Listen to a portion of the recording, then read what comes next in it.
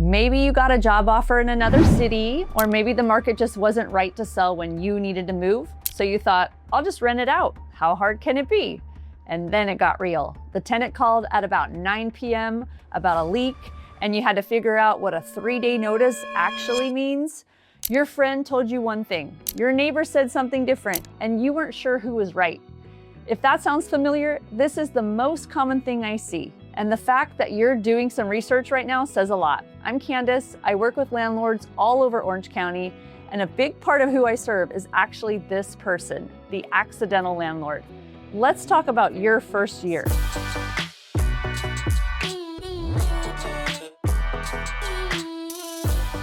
There's a real difference between someone who planned to become a landlord and someone who just ended up being one. If you planned it, you probably did some research up front, got your systems in place, maybe even set up a business entity before you had a tenant. You went in with intention.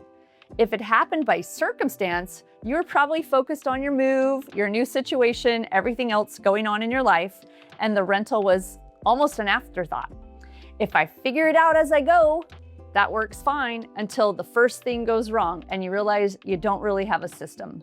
And that's not a knock on anyone, it's just the situation. Moved away and kept your home as a rental? Watch this before something goes wrong.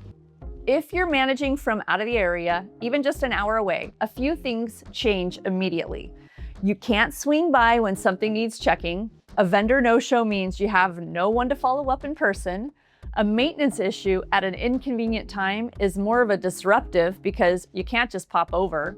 And if something escalates, like a lease issue, a habitability concern, response time actually matters legally in California. The law doesn't give you extra time because you live in a faraway city, so knowing that ahead of time is a lot better than finding out when something's already happening. In my experience, accidental landlords consistently miss 3 things in their first year. And it's not because they're careless. Nobody told them to do these. First is a proper lease, not a template from the internet, a current California compliant lease with all the required addendums. California has specific forms that have to be part of any residential tenancy.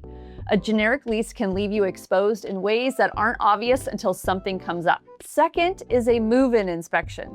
Photos, written condition report signed by both parties. If there's ever a dispute at move out about what was pre-existing versus what the tenant caused, that document is everything. Third is record keeping. Rent history, maintenance requests, written communication. When everything lives in text messages and memory, a dispute becomes really hard to navigate. 3 things accidental landlords almost always forget. Quick fixes for all of them. 1, update your lease. If you're using something you found online or something a friend passed along, please get it reviewed. California law has changed. Your lease should reflect that. 2, do a documented move-in inspection. Photos of every room, every appliance, every wall. Have the tenant sign off on the condition and keep a copy. This one document can save you serious money and stress at move out. And 3, set up basic record keeping system. A folder, a digital or physical, where every rent receipt, maintenance request, and piece of communication lives. If something comes up 6 months from now, you want to be able to pull it up. None of these are complicated. All 3 are frequently missing. Something that doesn't get talked about enough, the emotional piece of being an accidental landlord. This could have been your home. You may have lived there. You have a real connection to it, and now somebody else is living in it. Some accidental landlords, they check in more than they should, or they feel uncomfortable about rent increases, even when they're completely appropriate. They struggle to enforce lease terms because they don't want conflict. That's completely human, but it can make a tenant-landlord relationship complicated in ways that are not good for either person. Managing your old home as a rental. This one mindset shift changes everything. Here it is. Your home is now a business asset. That doesn't mean you stop caring about it. It means you start making decisions about it based on what's appropriate, legal, and consistent, rather than based on how you're feeling in the moment. A rent increase that's within legal limits and in line with the market, that's not personal, that's operational. Enforcing a clause both parties agree to at move-in, that's not conflict, that's a contract. The landlords who have the hardest time are usually the ones who can't make that shift, but the ones who do, find everything gets a lot smoother. Why managing out of area is riskier than what most people realize. When you're local to your property, problems stay manageable. A leak gets handled fast because you or your vendor can get there. A tenant concern gets resolved because you're accessible. But when you're out of the area, even 45 minutes away, everything stretches. Vendors have to be coordinated remotely. You can't verify work without driving there. And if something rises to a habitability concern, California's response timeline is the same regardless of where you live. This is why out-of-area landlords find that having a local representative isn't just convenient, it genuinely changes their exposure. Someone local who can respond, coordinate, and document in real time is a different situation than managing everything from your phone. If you're in the first year as an accidental landlord, the best thing you can do is take stock of where you are. Do you have a current California compliant lease? A signed move-in inspection on file? Do you know how much you can legally raise rent and when? Do you know what qualifies as just cause for non-renewal on your specific property? If the answer to any of these is, I'm not sure,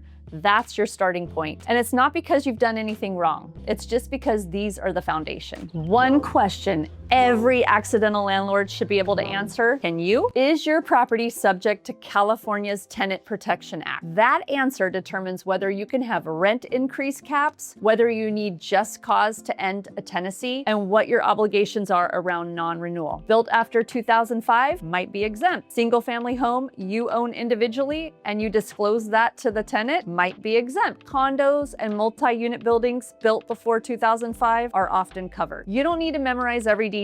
You just need to know the answer for your specific property, because that one answer shapes almost everything else about how you operate legally as a California landlord. Being an accidental landlord doesn't mean you're behind. It means you're starting from a different place. And the good news is the fundamentals aren't that complicated. They just need to be in place. So if you have questions about your situation, your lease, what laws apply to your property, and what your next move should be, I am genuinely happy to be a source for you. I'm Candice Blair, and that's what I do. I'll see you on the next one.